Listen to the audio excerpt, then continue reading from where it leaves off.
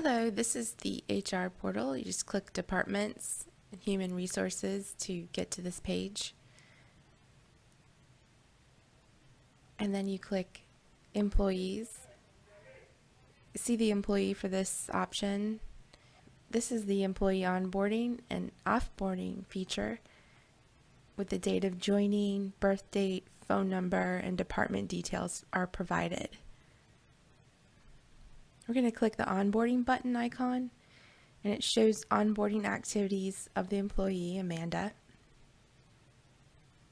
And you can upload documents pertaining to that employee as well as adding notes. This is a task management feature. You can import task button if you have a standard onboarding procedure built in already. And this way you don't have to manually add them per hire to save you some time. But in addition to that, you can add the items beyond the templates. So you just click New Item, and then you can edit to assign tasks to the new employees. And that's simple. So as an example, the task name is setting up work laptop. You assign the task to the new hire, Deborah. Assign the start date and when it's due. You can also include a description. Has a little calendar that pops up.